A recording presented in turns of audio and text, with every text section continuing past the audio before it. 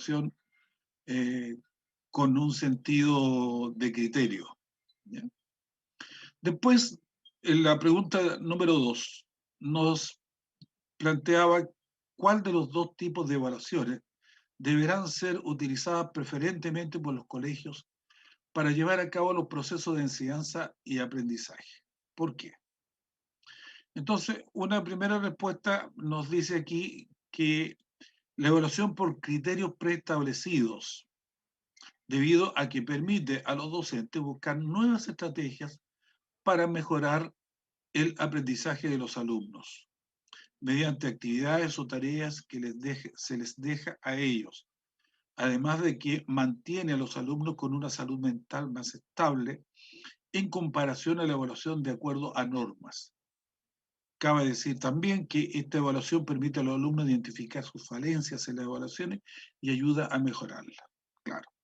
Entonces, la evaluación por criterio permite que el profesor haga un muy buen análisis, una muy buena reflexión, pero también junto con ello, el estudiante puede hacer una muy buena autoevaluación, por cuanto los criterios están expresamente comunicados y ojalá muy bien entendido por todos, especialmente por quienes son sometidos a estas instancias de evaluación. Otra respuesta dice, si comparamos en cuanto a favorecer al estudiante, la evaluación por criterio sería la más adecuada, ya que con esta se fomenta la seguridad en él y su capacidad de aprender. También se considera que incrementa las ganas de superación e involuntariamente se propone y ejecuta el trabajo autónomo para recompensas individuales. Por otro lado, la evaluación de acuerdo a normas crea un ambiente de competencia, el que solo favorecerá a unos pocos estudiantes, dejando a los demás con menores oportunidades de lograr un aprendizaje adecuado y con débiles estrategias, tanto a corto como a largo plazo, para adquirir el conocimiento de una forma oportuna para cada uno de ellos. Claro, ¿no es cierto? Porque la evaluación de carácter normativo ya tiene que ver con la cuestión formal, ¿no es cierto?, para aprobar o reprobar a un estudiante, pero luego de esa instancia, ¿qué se hace? ¿No es cierto? En algún reglamento de evaluación hace años atrás, yo advertía de que si un alumno reprobaba, el colegio, eh, manteniéndolo en esa situación de estudiante reprobado, digamos lo que había repetido curso, el establecimiento tenía que plantear una serie de actividades destinadas a que el estudiante mejore su condición. No que pase de curso, ¿no es cierto?, sino que pueda reforzar aquellos contenidos que estuvieron débiles y que de alguna manera provocaron la repitencia. Y por otro lado, también preocuparse de, como dice allí, de la salud mental del estudiante, ¿ya? Porque no a todos les cae bien el repetir curso e incorporarse en un grupo distinto al que había estado permanentemente y probablemente también se sienta con alguna diferencia por cuanto va a tener un año más de edad respecto de sus pares. Entonces eso también puede crear algún conflicto. Entonces también aquí el colegio tiene que plantearse algunas actividades de carácter remedial. Y una tercera respuesta que recogí para esta pregunta dice, según nuestro criterio debería ser un complemento entre ambas formas evaluativas, ya que hay actividades que requieren de un nivel mayor de objetividad, mientras que los trabajos u otras evaluaciones requieren mayor flexibilidad al momento de evaluarse. Todo esto en base a la necesidad del estudiante y la búsqueda de su aprendizaje significativo. es importante que el estudiante sea el centro de atención en todo proceso educativo y que el docente o tutor a cargo sea un guía para este camino, para que el estudiante pueda construir su propio conocimiento enfocando a la evaluación como un método para visualizar el progreso educativo sin encasillar al estudiante en una calificación. Me gusta. Fíjense cuántas cosas ciertas dicen en estas 6 o 7 líneas, ¿eh? Muchísimo. Sí, fíjense que el párrafo es muy elocuente, ¿eh? Tiene para sacar. Fíjate que mientras yo lo estoy leyendo, y créanme que yo no lo leí previamente, ya no hice una lectura exhaustiva, da para una buena reflexión. Incluso, fíjate que en algunos se me pasa por la mente llevarlo a escuelas, para que los profesores en su consejo de profesores, en sus consejos técnicos, puedan reflexionar en torno de estos párrafos. Me parece que es sumamente importante lo que aquí están diciendo. Da para pensar y para encontrarle el sentido. Claro, aquí nos dice en esta opinión de este grupo de estudiantes, compañeros de ustedes, que se pueden complementar las dos y por algo existen ambas, ¿no es cierto? Ahora, ¿cuál debemos usar más? Evidentemente que de acuerdo con lo que hemos conversado hasta ahora puede ser la criterial y la normativa dejarla ya para la instancia final, ¿m? Cuando ya se tiene que tomar la decisión de aprobación o, o repitencia del estudiante, ¿eh? O cursar de nuevo el módulo, o repetirle la prueba. Hay distintas instancias de cómo uno puede hacer esas correcciones. Ahora, fíjense lo que dice aquí, donde puse el cursor. El estudiante es el centro de atención del proceso educativo. Ese es lo más importante. El estudiante es quien importa en este proceso educativo. Y es él el que tiene que demostrar progresos, el que tiene que demostrar que adquiere el conocimiento, que se apropia de él y que ese conocimiento lo va a usar cuando él lo estime conveniente, de manera espontánea, ¿no es cierto? Lo va a usar evidentemente cuando nosotros lo sometamos a alguna instancia de evaluación, porque estamos en un proceso y entonces en ese proceso evidentemente que nosotros queremos ir viendo cómo va el progreso del estudiante. Y por último, ¿no es cierto? Habían unos principios referidos a la educación basada en criterio y que ustedes tenían que seleccionar uno y reflexionar al respecto, ¿no es cierto? Dar su opinión.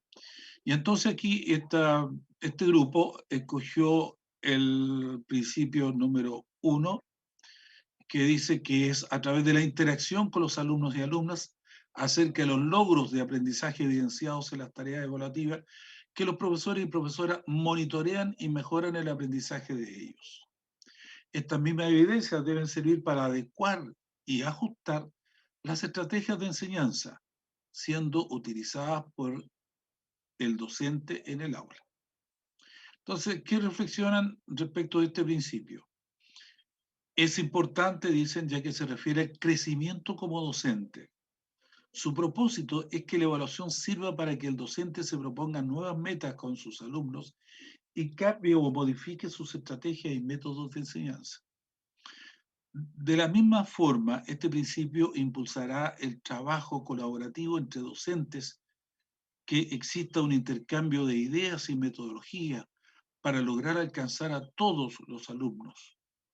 Los alumnos también pueden lograr una interacción con el profesor respecto a sus intereses y de esta forma se logrará una mejor disposición del alumno y probablemente mejores resultados. Claro, porque el alumno está involucrado, ¿no es cierto?, en el proceso. ¿ya? No es alguien ajeno al proceso educativo, ¿ya? No va solo a sentarse, ocupar un lugar, sino que debe participar activamente en todas las instancias de enseñanza-aprendizaje. Y la evaluación es una instancia de enseñanza-aprendizaje, ¿ya? Uno aprende. Si te equivocaste, ¿no es cierto?, en alguna respuesta, la gracia está en que tú puedas descubrir como estudiante en qué te equivocaste, en qué fallaste, qué puedes haber mejorado, ¿ya? Em, por ejemplo, alguien me podría decir qué mejora hacerle a este párrafo, o si están los autores, si es que quieren mostrarse, ¿qué mejorarían en este párrafo?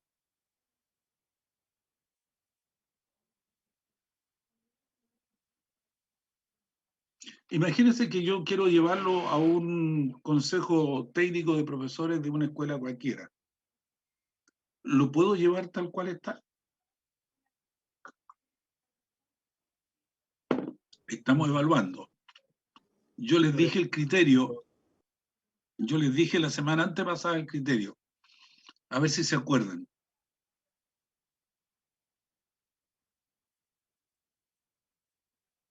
¿No se acuerdan? Profe, ¿el criterio de qué, disculpe?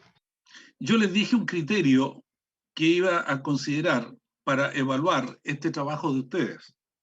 Ahora, hagamos el ejercicio de evaluar este párrafo, porque se me ocurrió, hipotéticamente, llevarlo a un consejo de profesores de una escuela cualquiera.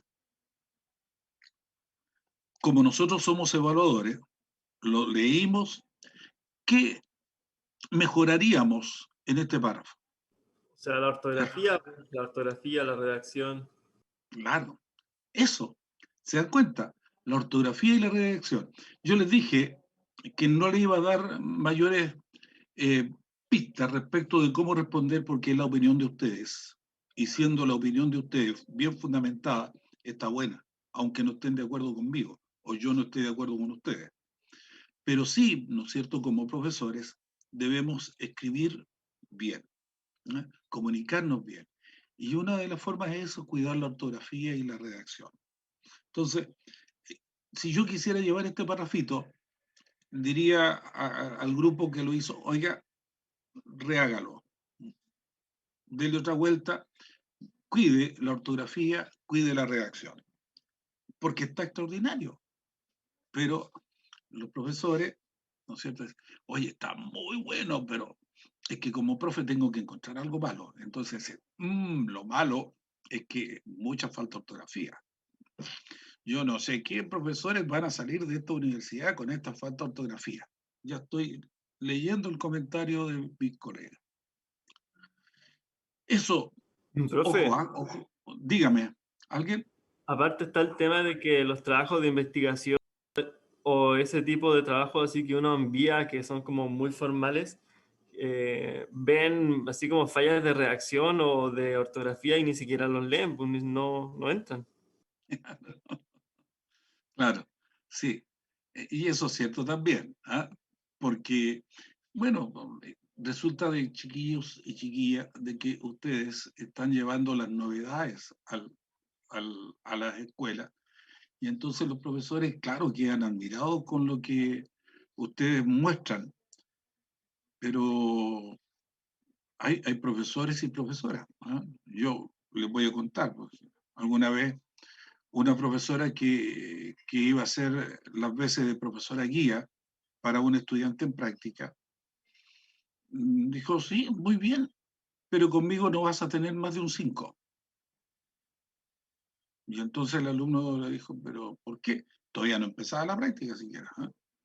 Porque el 7 es para Dios, el 6 es para mí, y por lo tanto a lo máximo que puedes aspirar es un 5, porque tú no puedes ser mejor que yo. ¿Te das cuenta? Ahí no estamos hablando de tener un criterio lógico de evaluación. Y muchas veces los profesores caen en esa cuenta. O sea, ¿de qué se trata? De que yo tenga que tirarlo a partir. Estoy evaluando y por lo tanto tengo que tirarlo a partir. Como les conté yo también de una profesora novata, ¿no es cierto? No sé si les conté a ustedes o en otra instancia, que decía, estoy feliz, ¿no es cierto? 35 notas insuficientes. ¿Te puede llenar de felicidad ese nivel de resultados de tus estudiantes? No, yo estaría pegándome con una piedra en el pecho, sacándome los dientes porque no podría ser. No puede ser que tengamos ese tipo de reflexión respecto de las evaluaciones. ¿Mm? Ya, discúlpenme que también me haya salido con otro, con otra experiencia. Eh, Dice, otro grupo escogió este principio. Luego de realizar una evaluación, el docente debe proveer a los alumnos y alumnas información acerca de su desempeño en términos de los criterios previamente establecidos y conocidos por ellos. Elegimos, dicen ellos, este principio ya que la retroalimentación que se debería realizar posteriormente a una evaluación es de carácter primordial. Es importante volver a reforzar los conocimientos que ya fueron adquiridos y esclarecer los posibles errores cometidos por los estudiantes en el proceso evaluativo.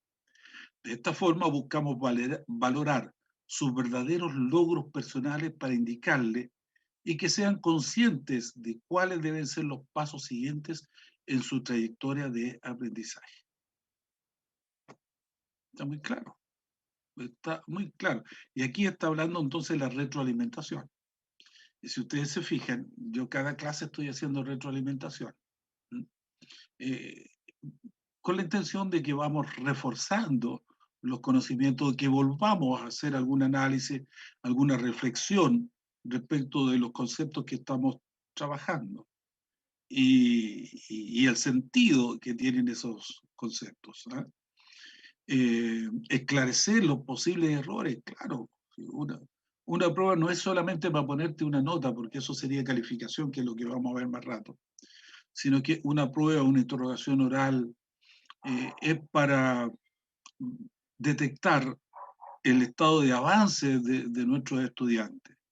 Y si se equivocan, volvamos a hacerlo, volvamos a intentar, formulemos la pregunta de otra manera, ¿no es cierto? Eh, Entregándole algunas pistas, de tal manera de que el estudiante descubra cómo tiene que hacerlo. Y así se hace en todo proceso de enseñanza-aprendizaje. Créanme que nosotros, para aprender a caminar, nos dimos unos cuantos costalazos, ¿no es cierto? Y las rodillas quedaron con algunas cicatrices, algunas permanentes, producto de las caídas que nos dábamos, ¿no es cierto? Cuando quisimos aprender a andar en bicicleta también, la misma cosa, o sea, nos pegamos un par de costalazos hasta que después recién logramos dominar el equilibrio en esas dos ruedas. Eh, Aquí siguen ellos mismos, diciendo, como futuros docentes creemos que el explicar el material con el cual se va a evaluar a nuestros alumnos antes de llevar a cabo la evaluación es un factor esencial que se convertirá posteriormente en una herramienta para los estudiantes, con la cual se podrán apoyar y por consiguiente adquirir conocimiento para el desarrollo de futuras actividades, investigaciones, etc. Esto también que dicen aquí es tremendamente importante, ¿ya? Es decir, por qué, para qué y cómo se va a evaluar, ¿ya?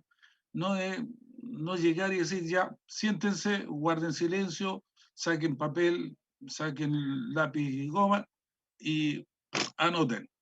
No, tenemos que ir también creando el ambiente y en esa creación de ambiente propicio para una instancia como esta, nosotros tenemos que necesariamente explicar el por qué, para qué estamos evaluando, el qué esperamos que nuestros alumnos respondan, de qué manera respondan, etcétera, etcétera. ¿Ya? Algunas veces eso se hace por escrito y otras veces se comunica verbalmente, ¿ya? Pero es necesario hacerlo. Continúa el mismo grupo, fíjate que se dieron el trabajo de escribir bastante. Nuestro criterio de análisis en base a la retroalimentación parte por hacer énfasis en que la retroalimentación de trabajos que sean de recopilación de datos e información no son necesarios, ya que en estos trabajos no se evalúa ninguna habilidad y rendimiento de los estudiantes, o muy básico, debido a que como docentes se nos inculca una tarea más compleja, la cual es lograr que todos los alumnos logren desempeñarse en la vida por igual, donde necesitarán conocimiento, habilidades y destrezas, y que por lo tanto, como docentes, debemos observar y analizar los trabajos y acciones o actitudes de los estudiantes, con el objetivo de que nuestra retroalimentación los ayude a adquirir conocimientos que se puedan utilizar y que sirvan para desempeñarse en la sociedad, como también en sus estudios superiores, si así lo deciden. Y es cierto, ¿no es cierto? Ahora, cualquier tipo de actividad, ¿no es cierto? Nosotros tenemos que hacer entender a nuestros estudiantes que todos los conocimientos que puedan adquirir en una sala de clases, en algún momento les van a ser muy útiles, ¿ya? No se van a dar cuenta cuando en algún momento sea necesario que desarrollen esa habilidad, ¿ya? Eh, Alguna vez, por ejemplo, yo quise marcar un espacio, ¿no es cierto?, para creo que era una cancha deportiva, y no sabía cómo hacerlo, no sabía cómo hacerlo, cómo marcar un rectángulo, no lo sabía Profe, hacer. Y profe. un maestro me explicó en ese rato cómo podía hacerse. Yo vi que tenía toda la razón que así era, pero la verdad es que como no es algo que yo aplique diariamente, ya también me olvidé la fórmula de cómo hacerlo. Disculpa, alguien estaba pidiendo la palabra. Sí, yo discrepo bastante con con Disculpa, esa afirmación que hizo recién, de ¿con cuál que hijo? todos los conocimientos son útiles en algún momento. Ah, Se ya, cortó el audio. Sí, sí, es que estaba caminando apretando el espacio. Porque ya. en realidad, si usted lo piensa en cosas como a marcar un perímetro en un cuadrado, claro que es útil y todos deberían poder hacerlo, y hasta un círculo, pero cosas como logaritmo, cosas como nomenclatura química, ocupan tanto tiempo, son cosas tan metódicas y que solamente le van a servir a los científicos que estudien química, ni siquiera otra Ya. ciencia, Mm. o matemáticas. ¿Quién usa logaritmo en la vida, po? Sí, Y esas no, es son cierto. horas importantes, porque el profesor tiene que enseñar a hacer todo eso que dice ese párrafo, tiene que hacer un montón de cosas, tiene que enseñarles cómo ser personas básicamente, y le meten ese tipo de contenidos en varias horas que ocupan mucho tiempo, tiempo que no existe, entonces no creo. No, tienes razón. Camilo, tú estabas hablando, ¿verdad? Sí. Ya, gracias Camilo por tu aporte. La verdad es que yo creo que exageré. Eh, eh, hay cuestiones que son más útiles que otras, evidentemente, ¿ya? Y evidentemente también que en la medida en que uno se especialice, va a hacer uso de conocimiento más complejo. Estoy de acuerdo con eso. Es que sabes que estaba pensando en otra cuestión, es que yo he trabajado toda la vida con estudiantes que van a ser profesores de educación básica. Y también trabajé en básica y media, pero entonces para motivar a los chiquillos, yo les hablaba, por ejemplo, del inglés. Hay estudiantes que no les gustaba para nada el inglés, que apenas se expresaban bien en castellano. Yo decía, chiquillos, hoy día, en el mundo en que estamos viviendo, ustedes no se van a dar cuenta cuando estén arriba de un avión viajando a un país donde no se habla castellano y tienen que expresarse en un idioma que sea común. Y hoy por hoy, el inglés es un idioma bastante usado en la mayoría de los países del mundo. Entonces, eso te facilita mucho la vida, el comunicarte con otros, el poder resolver, desarrollarte en un lugar desconocido. Y créeme, les Pero decía yo, que no se van a dar cuenta cuando requieran el manejo de un segundo idioma. profe, pero es que igual Para allá hay un tema ahí, apuntaba más bien mi comentario. igual hay un tema ahí porque el enseñar inglés, de hecho los colegios donde los estudiantes salen realmente hablando inglés, son los que tienen inglés 4 o 5 veces a la semana. Y realmente el inglés es solamente una herramienta que a cualquiera le puede servir, porque cualquiera puede tener la posibilidad en el futuro de que su vida se vaya a tope si es que logra viajar y hacer una entrevista en Estados Unidos o donde sea. Pero es una herramienta que ni siquiera es necesaria. Podemos usar traductores, como lo hacen los chinos, pues usan traductores. Entonces, si bien es una herramienta muy útil, que nos abre muchas Cierto. puertas, no es algo necesario y no es algo primordial. Deberían enseñarse otras cosas mucho más importantes. No, si tú tienes razón. Voy a recoger una frase que tú dijiste en la intervención anterior. Ser persona, eso es lo más importante de todo. Ahora, claro, evidentemente de que hoy día tú tienes recursos tecnológicos que te ayudan a satisfacer requerimientos de toda índole, de toda índole, ¿cierto? El caso de que yo hablaba de calcular o dibujar un rectángulo en un espacio determinado, yo busco un tutorial y lo puedo hacer, pero piensa tú de que tienes al frente a un profesor que no tuvo esas cosas porque no existían, y entonces teníamos que aprenderlas, ¿ya? Bueno, no siempre andamos con un aparato tecnológico que nos ayude a solucionar los problemas que tenemos en el día a día, ¿ya? Eh, de todas maneras, yo valoro el usar recursos tecnológicos, nos ayudan muchísimo.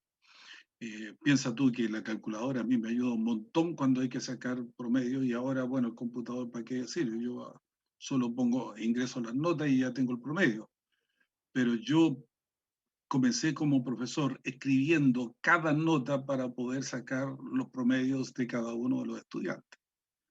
¿Ya? Entonces, piensa tú de que fui profesor de papel y lápiz en mi formación. Hoy día, 45 años después, el mundo ha cambiado muchísimo. Bueno, desgraciadamente yo todavía me quedo con esa mentalidad. Me cuesta ponerme en una situación como la normal, y sigo valorando de que la relación de persona a persona, ¿no es cierto?, es más, es más directa, eh, es más vinculante que hacerlo a través de un medio en que también puede tener algún error, ¿ya? Piensa tú de que esto, como son elementos que están programados, entonces te dan una traducción de una manera y que no es precisamente lo que tú querías decir, ¿ya? Eso lo podemos ver muchas veces cuando estamos haciendo un trabajo de investigación y tenemos que ponerle el abstract, y entonces, bueno, copiémoslo en castellano y pidámoslo que lo traduzca. No siempre la traducción es todo lo feliz que nosotros quisiéramos. Entonces, de todas maneras, el conocimiento personal ayuda muchísimo a esto, ¿ya? Gracias, eh, gracias Camilo por la intervención. Catherine Flores, cuénteme, hija. Quería comentar que el hecho de poder definir cuál es la finalidad que nosotros debiésemos darle, en este caso a diferentes asignaturas, de hecho hemos estado estudiando con respecto a las finalidades que debe darse a las ciencias naturales. No creo que solo deba valerse por una opinión.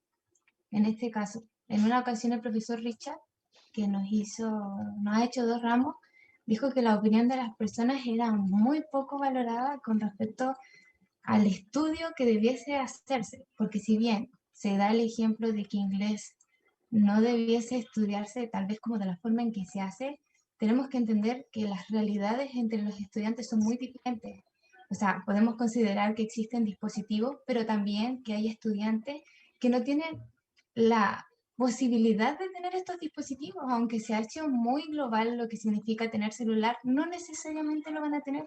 Por lo tanto, la educación que se entrega es una educación en la que pueda tratar de abarcar en sí a los estudiantes en general, independiente de su contexto social. Entonces se entrega una base del conocimiento para que ellos puedan tener. Entonces no creo que se deba desmerecer los contenidos ni la forma a la que hemos podido llegar en la actualidad. De hecho, es súper complejo poder adecuarse a los cambios que ocurren constantemente en una sociedad que va evolucionando. Entonces, como que vamos atrasados tratando de llegar y probablemente cuando lleguen a lo que necesitamos ahora, la sociedad va a ser completamente diferente a las necesidades que va a tener en ese entonces. Por lo Exacto. tanto, no sé si solamente decir, no, esto no es necesario, no, no hay que hacerlo, es un poco injusto o no Sí, tiene mucha sí. cabida. Gracias, Catherine, por tu aporte. Y es cierto, sí, yo creo que también, Camilo, quiero entender lo que él nos estaba compartiendo. Ojo, que Tampoco ya es descartar todo por el todo, sino que hay que tener alguna noción mínima y que esa noción mínima después nos permita a nosotros aprovecharlo, usarlo, seguir profundizando o tenerlo simplemente como un bagaje de conocimientos que yo insisto, en algún momento lo vamos a tener que usar. O pedir ayuda, pero para pedir ayuda tenemos que también ser muy claros. O sea, no puedo decir, oye, es que ayúdame a dibujar esta cuestión aquí en este otro cosito porque necesito hacer tal cosa, pero nunca estoy diciendo lo que quiero, ¿te fijas? Entonces tengo que usar algún concepto que lo identifique, algún concepto técnico. Tengo que manejarme en ese lado para poder entender lo que otras personas que tienen una formación distinta a la mía podamos también entendernos. profe, es que no. A ver, no, no es realmente lo que necesita una persona para desarrollarse y para tener éxito en lo que sea que quiera en su vida, no es el conocimiento científico, es el aprender a aprender, el aprender a desarrollar un amor por la literatura para tener una comprensión lectora. Con comprensión lectora tú puedes aprender a hacer lo que sea. Claro, claro. Pero esa Entonces, es la primera herramienta, ¿te los fijas? derechos humanos, por ejemplo, ni siquiera se enseñan en el colegio.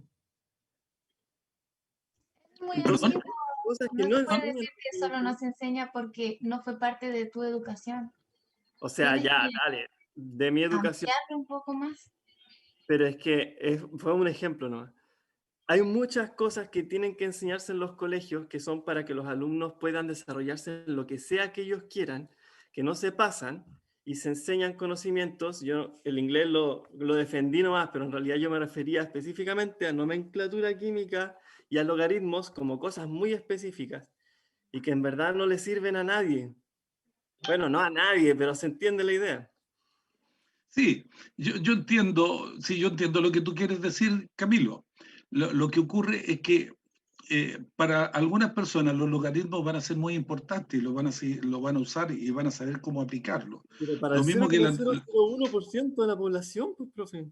está bien, no, sí está bien, pero tú no sabes si dentro de los 45 estudiantes que tienes en la sala de clases está ese 1% que va a usar logaritmos.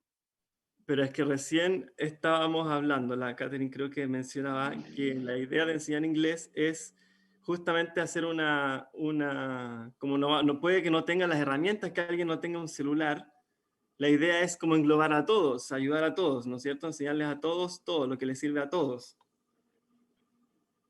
¿o Es que no? está muy idealizado pensar que todos vamos a poder cubrirlo. No podemos hacerlo. Es No, decir, Profe, tú vas a jamás. cubrir parte, pero no vas a cubrir a la parte que sí necesitaba No, esa parte, que jamás. si quieres ser profe de matemáticas.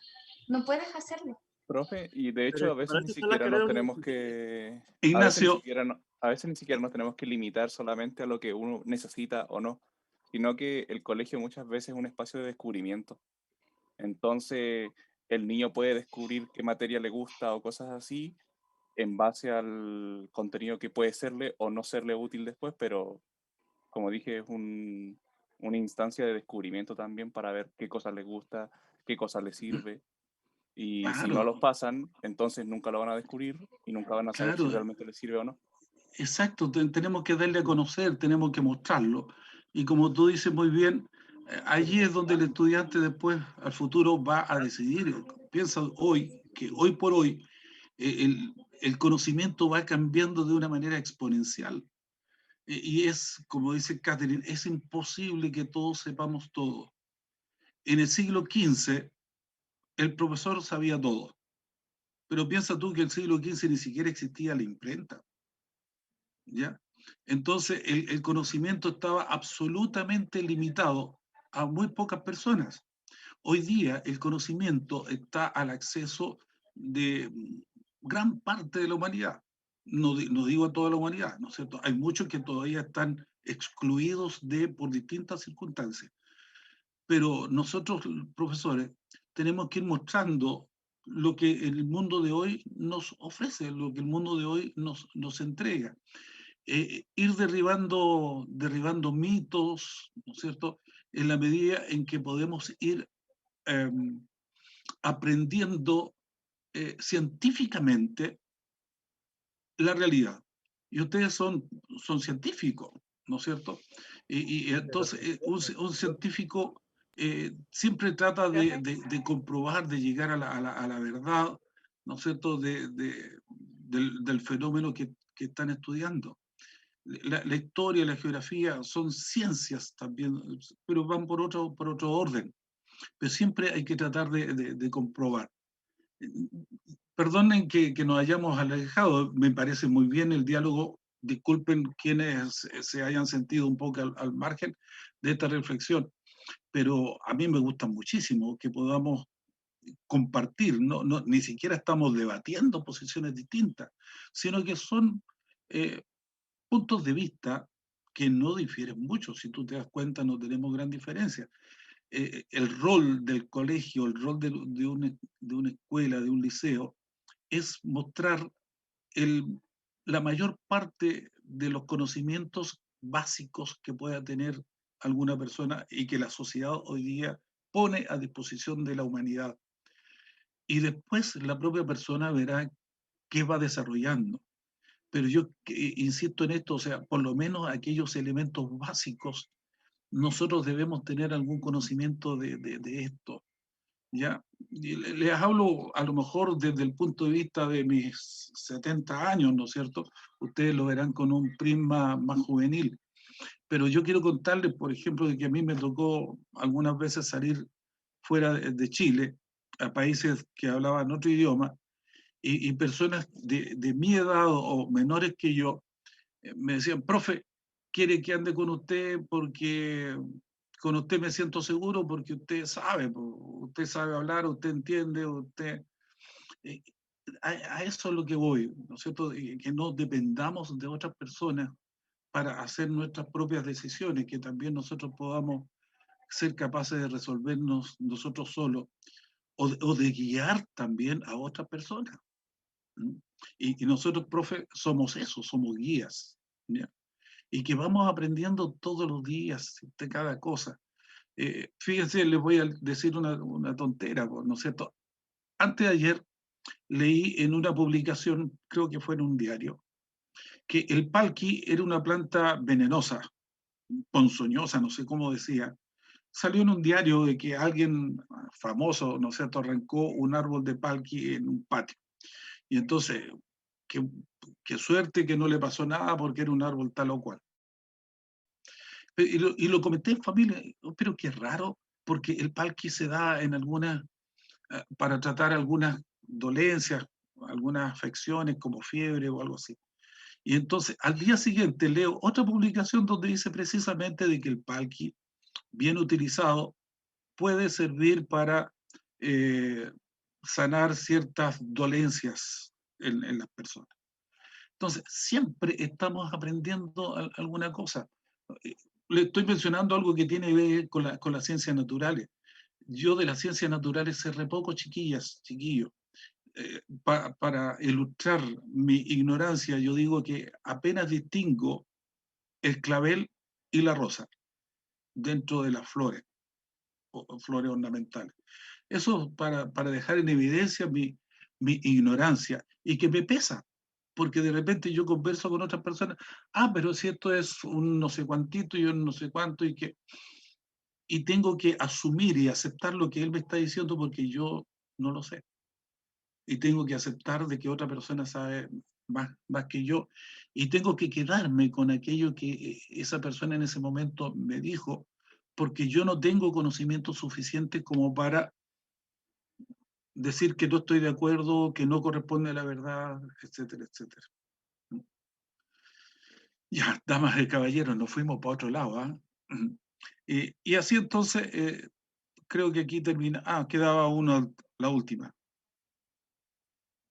Vuelve a usar el mismo principio y dice por qué. Y entonces, la interacción con los alumnos de los profesores que van monitoreando el aprendizaje. Dice, estar en constante adaptación a las necesidades educativas de los alumnos, adaptarnos a sus necesidades, ¿ya? A lo que ellos requieren. Chiquillas, chiquillos, voy a comentarles otra cosa para ya cerrar este tema. Nosotros, ustedes, muchas veces planificamos la clase, pero el ambiente de la sala de clase, el interés de los estudiantes, nos llevó para otro lado. Así como en este rato, se fijan, ocupamos no sé cuántos minutos, muy bien ocupados desde mi punto de vista, en compartir alguna idea. Y qué bueno que lo hagamos, porque precisamente en la universidad estas son las instancias que tienen que producirse. Y créanme que estos minutos que hemos ocupado a ustedes les van a servir después también cuando estén trabajando en el seno de una comunidad educativa donde tengan que compartir opiniones con otros colegas en igualdad de condiciones como pares. Y entonces los puntos de vista hay que plantearlos y plantearlos con las realidades, con las experiencias que cada uno pueda tener. ¿Ya? Eso era la retroalimentación, el primer punto de la clase. Chiquillas, chiquillos, para ir avanzando con el tiempo, quiero inmediatamente introducir y esto ya es cortito, fíjate, el tema de hoy, un documentito que yo achiqué lo máximo posible, ¿ya? Para que fuese más directo a ustedes, más apropiado, porque a lo mejor algunos de ustedes en algún momento en su vida profesional futura se va a especializar en evaluación y ahí va a leer textos de cientos y cientos de páginas respecto de la evaluación. Pero por el momento no, a ustedes les interesan algunos tips, ¿no es cierto?, que puedan clarificar conceptos, que ustedes lo puedan aplicar en lo inmediato, sobre todo cuando ya tienen que ir haciendo prácticas en distintos colegios con su asignatura. Entonces yo me permito sintetizarlo lo más posible. Entonces, el título de este documento habla de la medición y la evaluación, pero como ustedes se van a fijar, también va a hablar de otros conceptos como la toma de decisiones, el juicio de valor y la calificación, dentro del proceso evaluativo. ¿Alguien podría leer el primer párrafo, por favor, para que yo también pueda ir descansando un poquitito de mi voz? Estoy tomando agüita. Gracias, Catherine. ¿Leo desde el título o solo el párrafo? De donde quiera, como quiera usted. Usted tiene la palabra. La medición y la evaluación. La medición está relacionada con los aspectos cuantitativos de los objetos, procesos y fenómenos de la realidad. Medir es relacionar una magnitud con una medida. La situación es puramente objetiva y el resultado es cuantitativo, numérico. Muy bien. ¿Puede continuar, por favor, hija? En cambio, la evaluación es un proceso complejo que culmina con una decisión de carácter cualitativo. La evaluación es la interpretación de una medida. ¿Sí?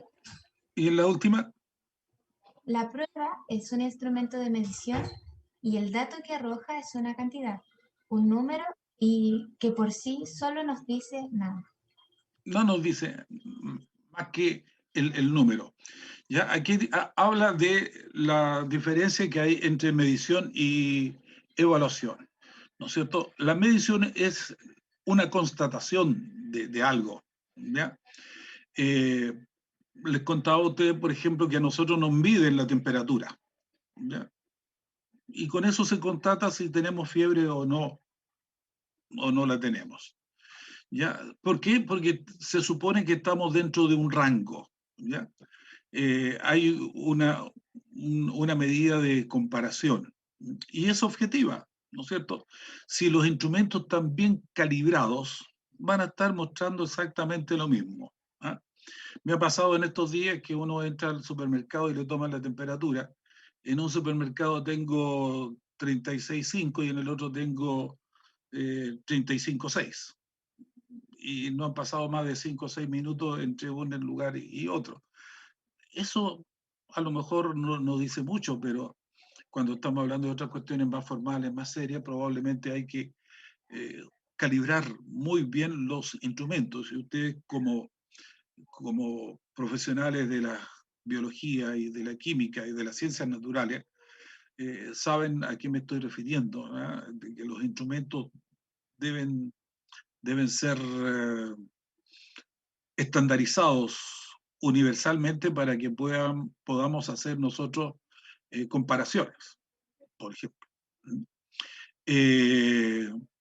Medir y relacionar una magnitud con una medida. ¿Ya?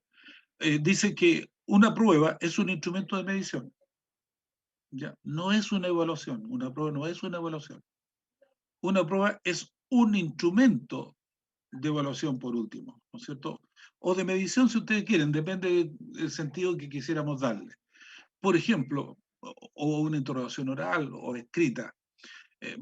Ustedes podrían pedir que sus estudiantes nombren cinco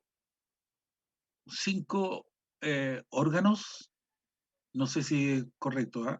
5 órganos del aparato circulatorio. ¿Es correcto lo que estoy preguntando o no? La palabra órgano está bien. ¿Cuál era la pregunta? El sistema circulatorio está compuesto por órganos. Se podría decir que sí, algunos órganos. Sí, Órganos y ya, tejidos. ya. Entonces, permítanme el siguiente ejemplo para hablar de una medición. Le vamos a pedir a los estudiantes que por escrito anoten 5 órganos del sistema circulatorio y 5 órganos del sistema respiratorio. Nosotros ya le dimos una magnitud, ¿se fijan? 5. ¿Ya? ¿Qué pasa si el estudiante nos nombra 3 y 3? Cuantitativamente no alcanzó, ¿no es cierto? No logró. Entonces, nosotros tenemos una información. Anotaste 3, punto. No más que eso. Estamos haciendo una medición. Permítanme otro ejemplo. En las escuelas básicas, por allí por segundo básico, me parece que aplican una prueba de, ni siquiera es de comprensión lectora, es de velocidad lectora. ¿Cuántas palabras lees por minuto? Y entonces hay una norma, ¿no es cierto?, que sugiere de que los estudiantes deben leer entre 60 y 80 palabras por minuto. Pero ¿qué pasa con un estudiante que no lee tanto? Va a leer 40. Ahora, ¿qué indicador tiene posteriormente? Es que ese estudiante va a tener aprendizajes más lentos que lee 60 o 80 palabras por minuto, porque se va a demorar el doble en recibir la misma información que el otro la recogió en un tiempo determinado. Y también va a tener peor comprensión lectora. Por no Evidentemente, pues, claro, claro. Ni siquiera estoy hablando de comprensión lectora, aquí estamos hablando de una cuestión mecánica nomás, ¿no es cierto? Puramente mecánica, ¿ya? Pero igual, profe, o sea, ya sé que este no es el tema, pero igual discrepo en eso porque leer más rápido no significa entender más rápido. Por lo tanto, También, si pues, uno lee más rápido no es equivalente a decir que tiene mejor comprensión ¿Y a lectora. quién se le Hay exacto. ocurrió gente que hacer esa puede leer, evaluación? leer, leer y no entender nada. Eh, Mira, esa es una Porque a mí me la evaluación, hacían cuando era pequeña yo en la sí, básica. sí, no Sí, a mí sé a igual. quién, ni de No dónde, sabía de ni de edad. qué país surgió eso, pero se aplica, ¿no es cierto? Como una forma de ir viendo que los estudiantes tienen que ir leyendo más rápido para que evitar, por ejemplo, el silabeo, que ya sería una forma muy lenta de lectura, ¿ya? A que tengan una lectura más fluida y que esa lectura fluida después llegue a una comprensión lectora que es una cuestión más compleja, ¿ya? La velocidad es una cuestión mecánica, simplemente. Seguimos haciendo diferencias respecto de medición y evaluación. ¿Alguien podría leer estos otros párrafos, por favor?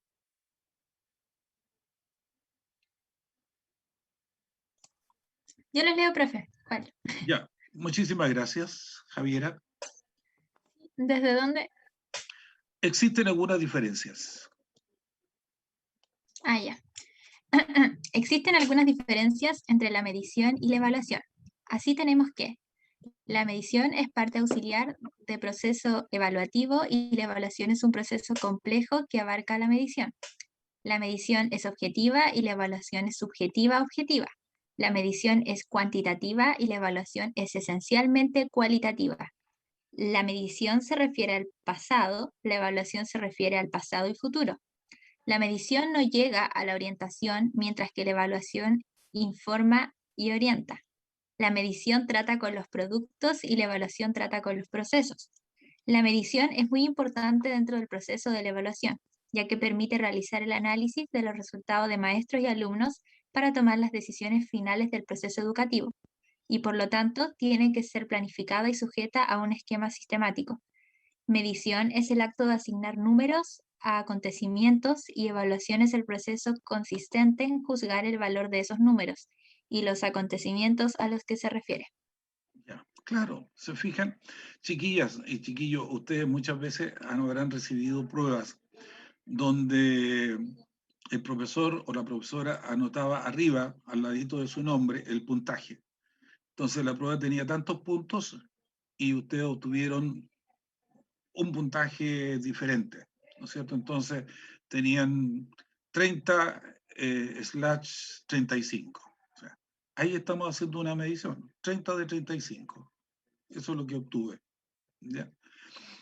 Fíjense entonces cómo la medición es parte del proceso de evaluación, ¿ya? Nos está entregando una información, pero una información de momento. Es como una fotografía, ¿ya? Y hoy día yo puedo salir muy bien en la fotografía, pero mañana no, por distintas razones, ¿no es cierto? Entonces, quiero comparar un poco esto con una cuestión que también puede ser más práctica para que lo podamos entender nosotros. No sé si hay alguna duda respecto de estas diferencias que se establecen entre medición y evaluación. yo no. ¿No? No, profe.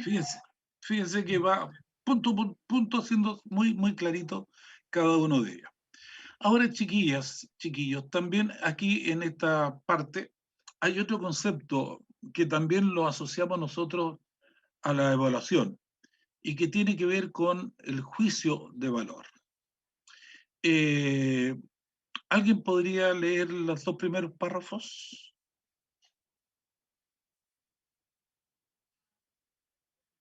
Yo Ya, lo leo, profe. profe. Ah, Ya, muchas gracias. ya que lo lea ya. Dale. Ya lo leo yo. Los dos primeros, ¿cierto? Sí, Ya. Un juicio es una opinión un parecer o una valoración que alguien efectúa acerca de algo o de alguien, y a partir de lo cual normalmente una persona determina cuando algo es bueno o malo, cuando es verdadero o cuando es falso, o cuando es confiable o no.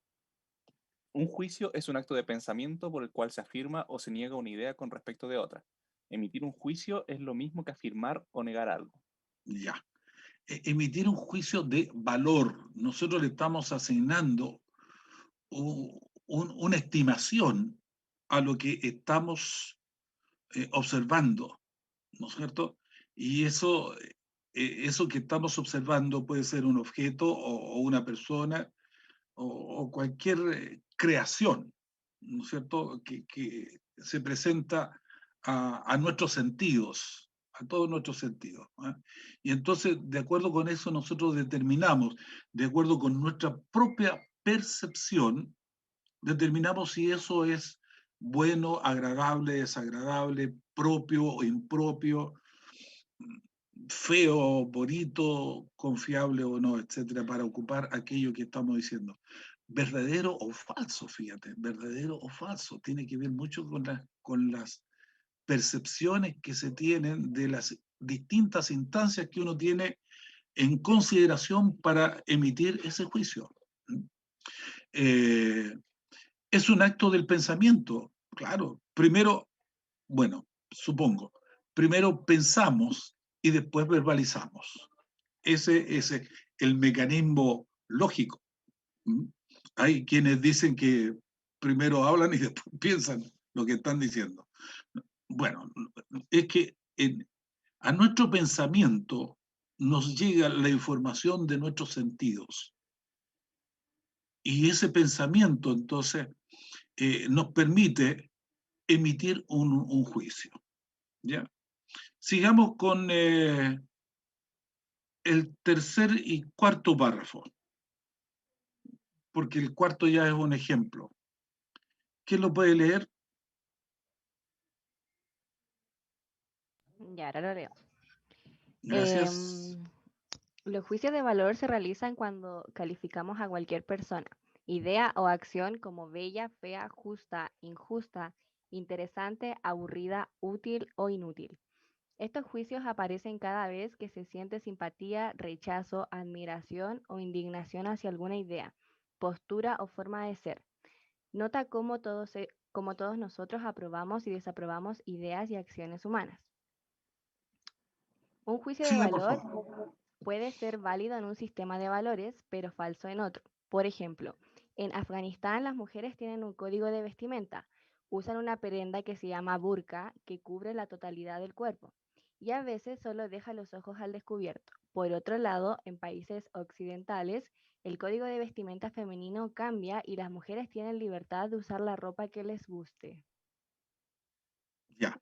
Se fijan, nosotros emitimos juicios de valor de las personas por distintas razones.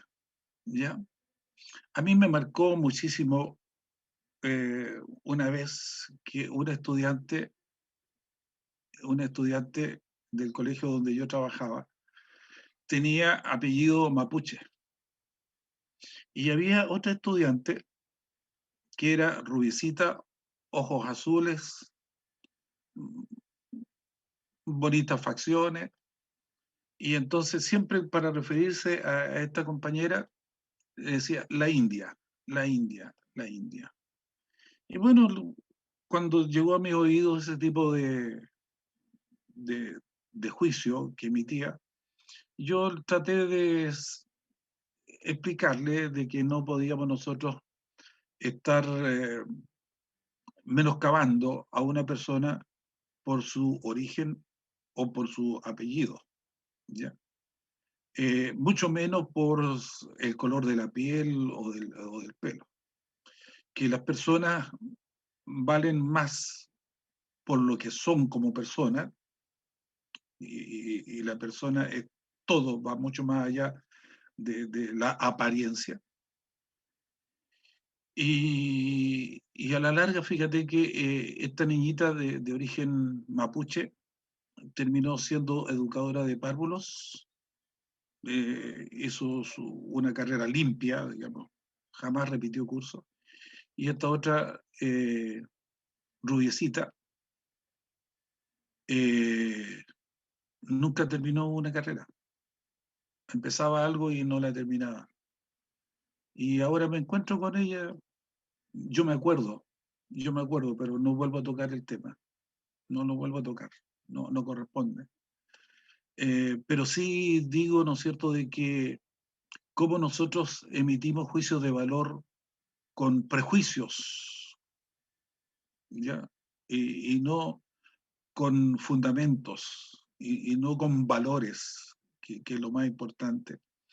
Valores que deben caracterizar a una persona.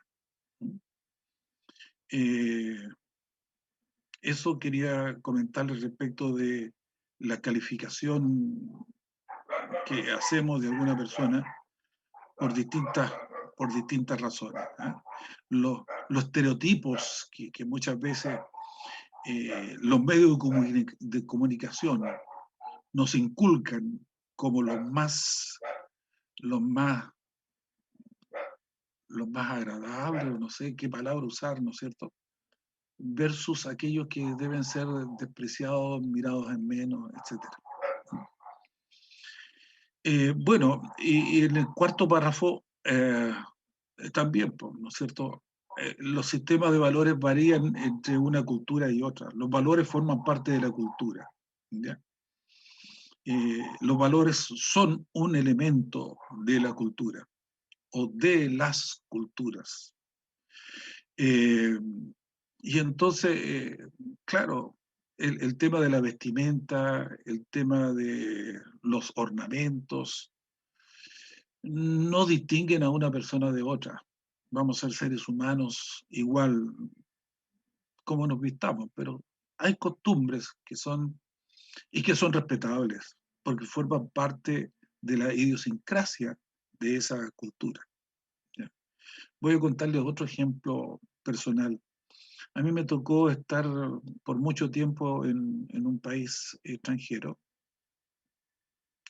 y me llamó la atención de que en la mesa ponían unos vasitos chiquititos y en esos vasitos habían mondadientes. Y bueno, yo los miré nomás y cuando terminó la comida vi que muchos de mis contertulios tiraban la mano y sacaban un palito de estos mondadientes y empezaban en la misma mesa a limpiarse los dientes. Para mí no era una costumbre muy higiénica, me llamó la atención y pasó un buen tiempo y en una oportunidad me sorprendí yo también tirando la mano y limpiándome los dientes con esos mondadientes. ¿Qué quiero decir esto? De que uno va asimilando también la cultura en la que se inserta. ¿Ya? Comienza también después a repetir esto. Bueno, y los chilenos somos re buenos para copiar. Pues, ¿eh? Vamos a Argentina 3 días y llegamos hablando como bonaerense o como mendocino, depende de qué ciudad vamos. ¿Ya? Eso son digamos, algunos estereotipos que tenemos también nosotros los chilenos. ¿Ya? En el último párrafo habla del tema de los prejuicios. Y para evitar los prejuicios hay que tener información, hay que estar informado. Recoger todos los datos que nos sean posibles para que recién nosotros podamos emitir un juicio.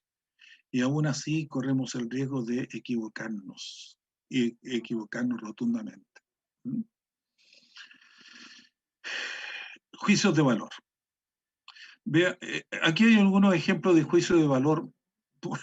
Cuidado, Camilo, por ejemplo, a lo mejor podría ser una de estas tuyas. ¿Eh? No creo que las matemáticas sean tan importantes. No creo que los logaritmos sean tan importantes. Es más importante ser alto que delgado. Es más importante ser rubio que moreno. ¿Por qué? Porque me van a ver con otros ojos. ¿Ya? Prejuicios. ¿Sí? A mí me tocó, yo venía desde La Serena a Ovalle y cuando me radiqué en Ovalle, tenía por obligación de que avisarlo en una oficina, Y resulta de que voy a esa oficina y delante mío hay un campesino. Y el funcionario trató pésimo al campesino porque no entendía cómo tenía que completar la papeleta y el lenguaje que estaban usando. Hasta que después de tantos retos lo despachó para un lado, dijo ya, espera un rato y ya nomás vamos a hacerlo de nuevo. Y me tocaba que me atendiera a mí y yo iba disfrazado de profesor, o sea, con terno y corbata. Señor, ¿en qué le puedo atender? Fueron sus primeras palabras. O sea, te fijas qué distinto es el trato, porque estamos nosotros emitiendo, a lo mejor no un juicio de valor, pero con nuestra actitud nosotros hacemos esa diferencia entre personas. Ya, seguimos.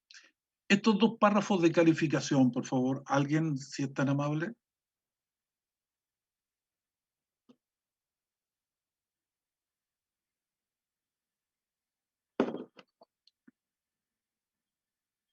Ya, profe, yo los leo. Gracias. Se entiende por calificación el procedimiento de asignación de nota al resultado obtenido en una evaluación, en el cual se han identificado los niveles de logro de los estudiantes en relación al currículum. Por tanto, la nota es la expresión numérica del resultado del proceso de evaluación y en ese sentido debe estar al servicio de los aprendizajes. Hay una gran diferencia entre evaluar y calificar. Por una parte, consiste en ponerle un valor numérico o un adjetivo a un estudiante por su desempeño en un examen, lo que no siempre refleja las capacidades reales del alumno. Ya, pues, ¿no es cierto? Ahí está la calificación. Cuando tú pones una nota, yo recién le decía de que una medición, ¿no es cierto?, era el 30 de 35. ¿Y qué es lo que vamos a hacer después? ¿No es cierto? Vamos a la famosa tabla de Massey. Massey fue un profesor de evaluación de la universidad del siglo pasado, ¿eh? Y entonces él creó un librito donde los puntajes se traducen a notas.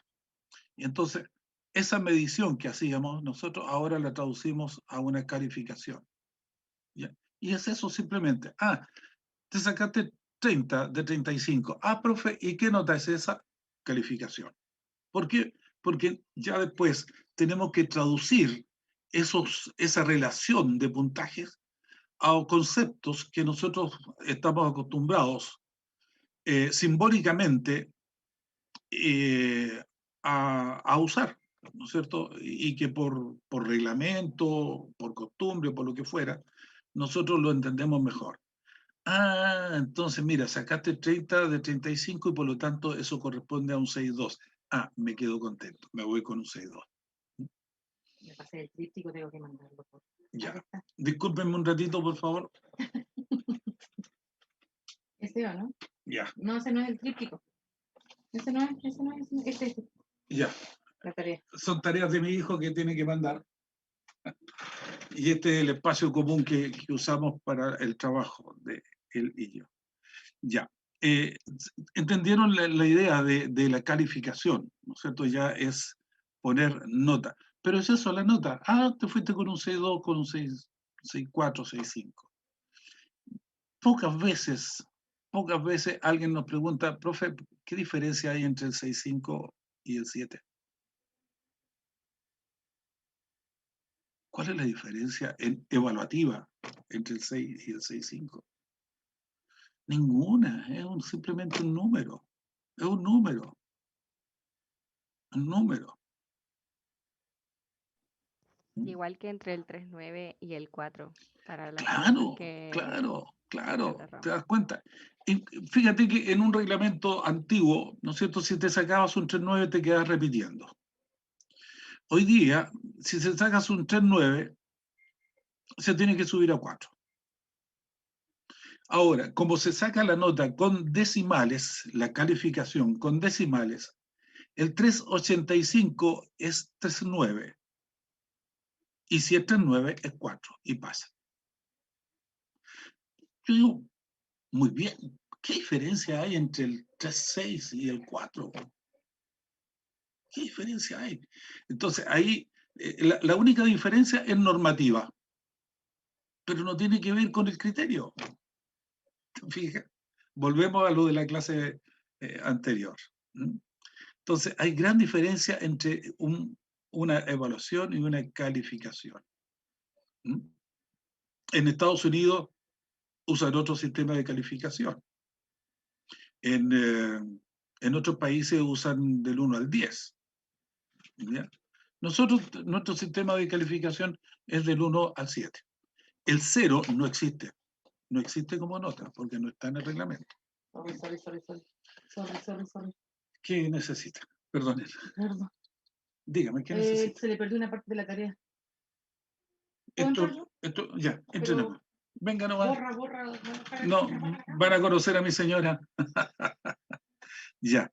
Y esto tiene que ver, chiquillos, finalmente con la toma de decisiones. ¿Ya? ¿Alguien podría leer, por favor, los 3 primeros párrafos de la toma de decisiones?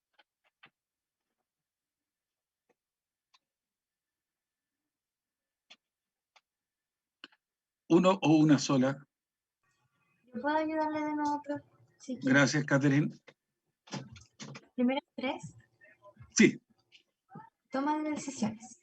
Una evaluación en su sentido amplio y formativo debe llevar a la toma de decisiones, específicamente a decidir sobre aquello que debe modificarse en el proceso de enseñanza-aprendizaje, reorientándose, si fuera necesario, a los fines educativos contemplados desde el inicio de la acción educativa. Es imposible saber de antemano y con absoluta certeza si una decisión es la correcta. Sin embargo, sí es posible adoptar algunas medidas para intentar que el camino elegido sea el adecuado. La toma de decisiones lleva implícita una cuestión previa, la existencia de algún problema. Si hay un problema, es necesario identificarlo correctamente y con posterioridad iniciar una estrategia para encontrar la mejor solución posible. eso es, ¿no es cierto? La evaluación nos lleva a una toma de decisiones. ¿Qué vamos a hacer? ¿Qué vamos a hacer si el resultado de ese proceso evaluativo es el que nosotros esperamos? A lo mejor la respuesta es muy obvia, ¿no es cierto? Muy fácil. Seguir como estamos, vamos bien. Pero si no lo fuera, tenemos que buscar alternativas. ¿Ya? ¿Y qué alternativas usamos? Tenemos que buscar aquellas que sean más adecuadas. Adecuadas desde el punto de vista pedagógico y desde el punto de vista ético. ¿Ya? Yo no puedo hacerle una pregunta a un alumno y si no sabe, decir, como siempre, tú no tienes idea de nada. No, ¿cierto? Si el estudiante no sabe, no puede responder bien, yo tengo que ir buscando otras estrategias para conducirlo, guiarlo a que formule una buena respuesta, a la respuesta que nosotros queremos. ¿Ya?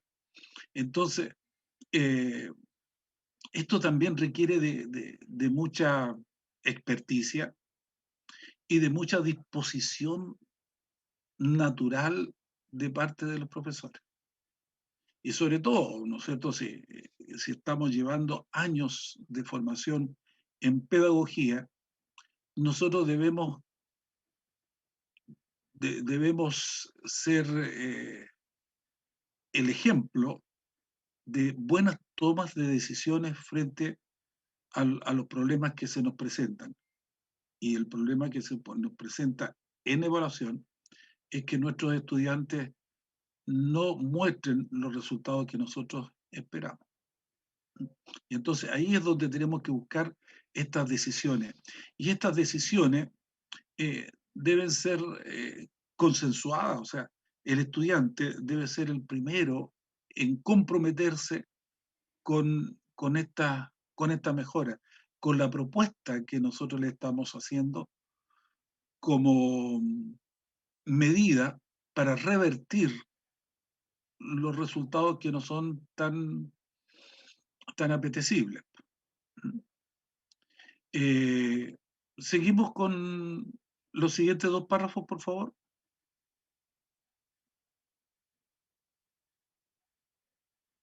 Son los últimos dos y ya estaríamos terminando. ¿Lo ayudo de nuevo, profe? Gracias, muy amable. Dice, la toma de decisiones a partir de la evaluación debe tener un enfoque institucional y no solo limitarse al contexto del salón de clases. A este nivel, se debe decidir conforme a los resultados de cada alumno y cada grupo, lo que la escuela necesita en función del reglamento interno, organización de las actividades didácticas y recreativas, planes de formación para los docentes, organización de horarios, asesoría a los alumnos. En general, evaluamos y comunicamos resultados como notas, aprobados o desaprobados, haciendo recaer toda la responsabilidad en la falta de empeño del educando, lo que muchas veces es cierto, pero no lograremos cambiar la actitud de quienes reprueban con frustraciones, sino con diálogos motivadores y apertura de alternativas. Las decisiones no deben limitarse a constatar si el alumno aprendió o no, sino en qué hacer ahora con esos resultados. Para los que aprobaron seguramente será continuar en el mismo sendero, pero para los que no,